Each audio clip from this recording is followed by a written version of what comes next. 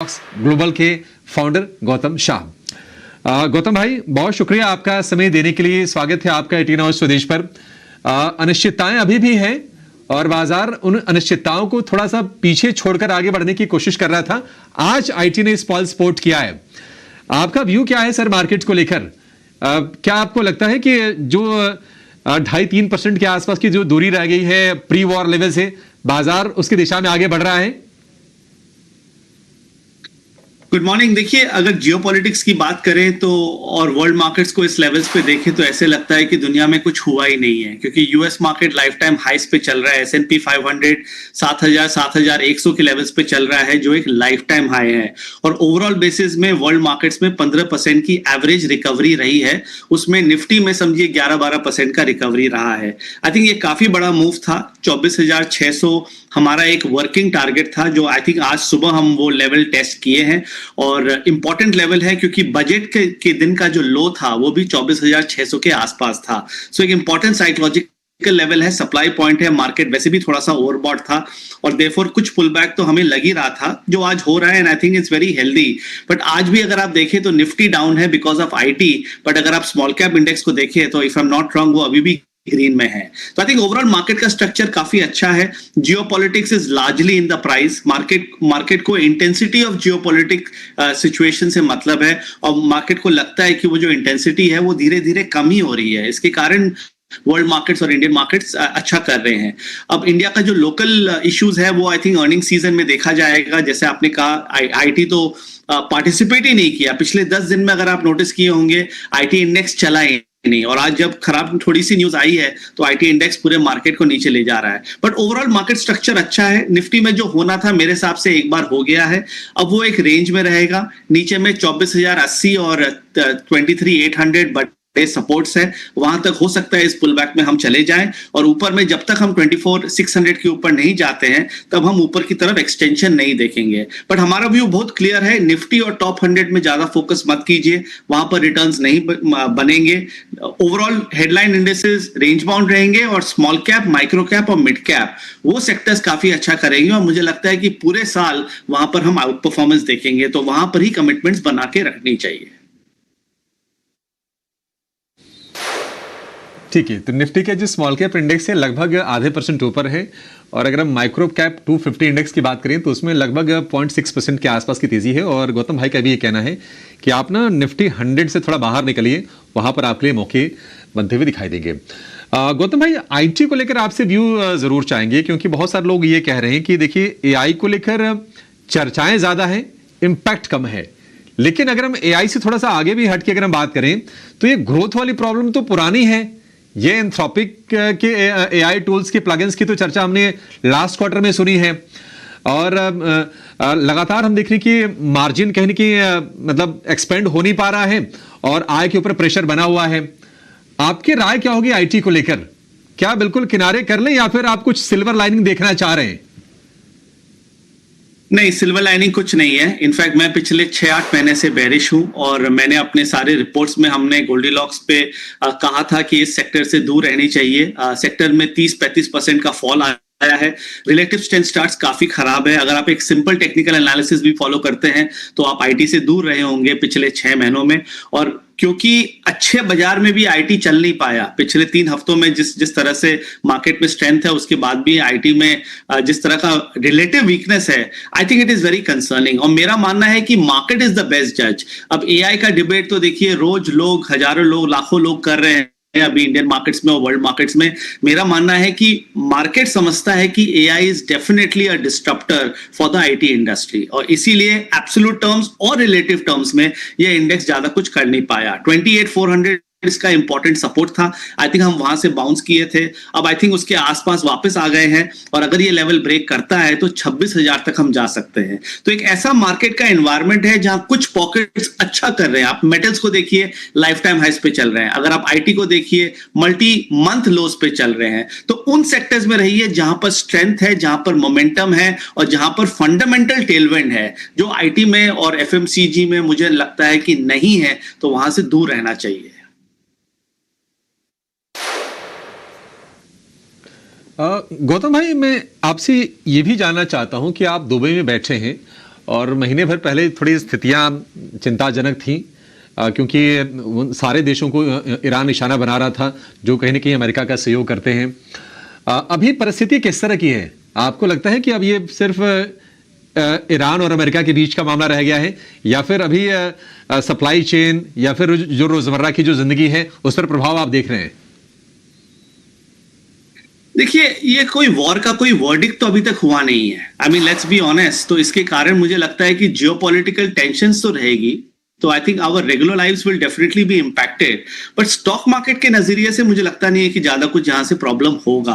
अब दुबई में जैसे काफी कुछ नॉर्मल है, स्कूल्स चालू हो चुके हैं you know from yesterday. So I think ये बता रहा है कि everything is going back to normal. But जिस तरह के आजकल कॉन्वर्जेशंस हम लोग देख रहे हैं जियोपॉलिटिक्स पे, ऐसे लगता नहीं है कि ये इमीडिएटली खत्म हो जाएगा। तो ये थोड़ा सा और ड्रैग कर सकता है। इसके कारण मार्केट्स वॉलेटाइल रहेंगे और Indian markets definitely underperform करेंगे rest of the world. But देखिए, बेस्ट इंडिकेटर होता है यूएस मार्केट, और यूएस मार्केट इंडेक्सेस ने जिस तरह का स्ट्रेंथ दिखाया, अगर आप नैस्डैक को देखिए, लाइफ टाइम हाइस पे चल रहे हैं। रसल 2000 जो वहां का स्मॉल कैप इंडेक्स है, इतना अच्छा चल रहा है।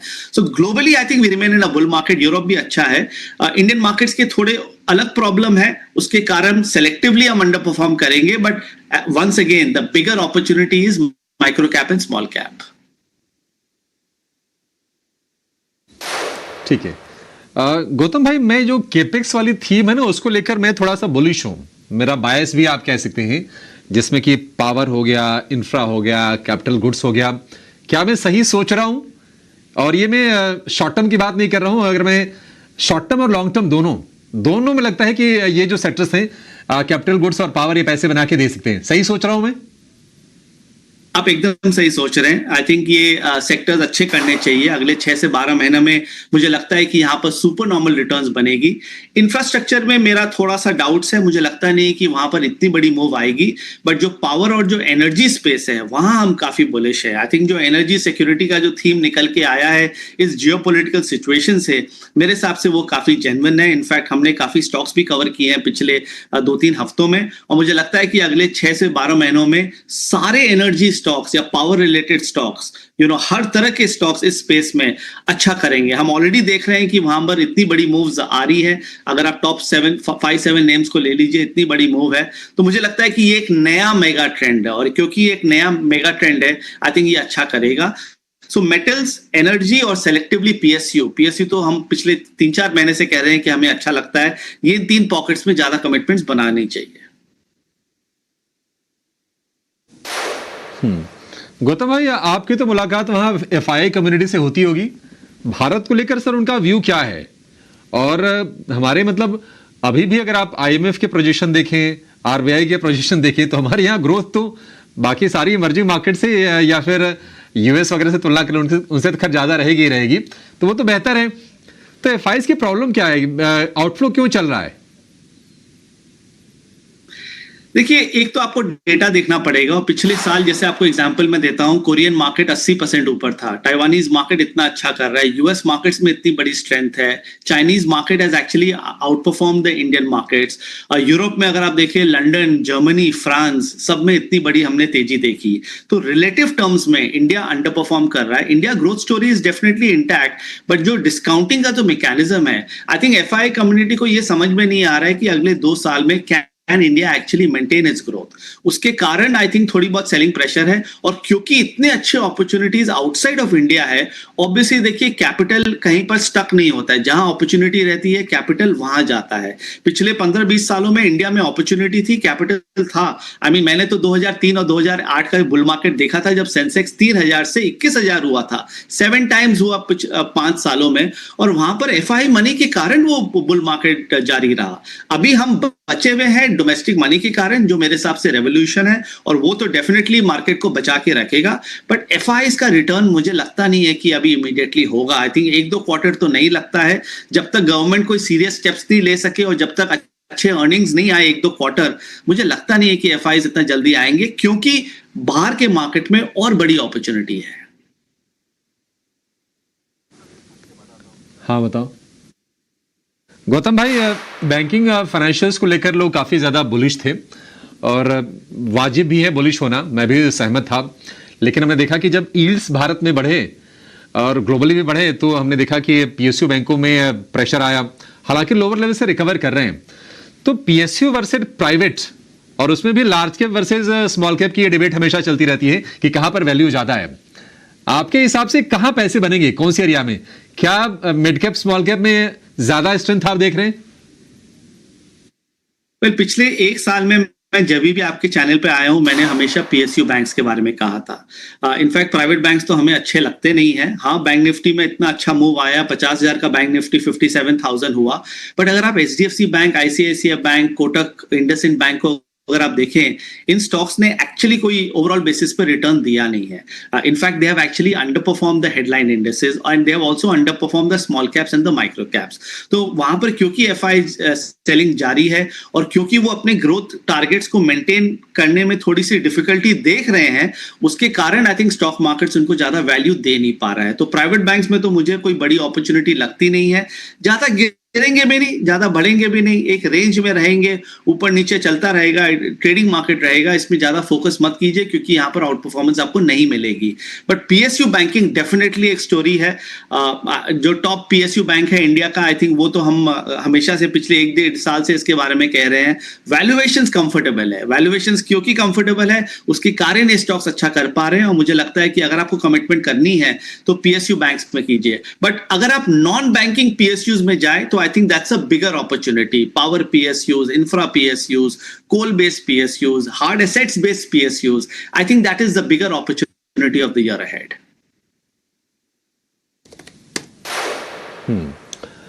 गौतम भाई, मैं प्योरली जो नए ट्रेडर्स हैं ना उनके लिहाज से आपसे सवाल पूछना चाह रहा हूं, क्योंकि 15-16 करोड़ के आसपास डीमेट मेरे अनुमान से फिलहाल होगा। और कोविड के बाद से जो नए इन्वेस्टर आए ना, इन्होंने कभी करेक्शन वगैरह तो देखा ही नहीं। इन्होंने हमेशा तेजी देखी, उनको लगा कि नहीं, बाजार ये पैसे छापने की मशीन है।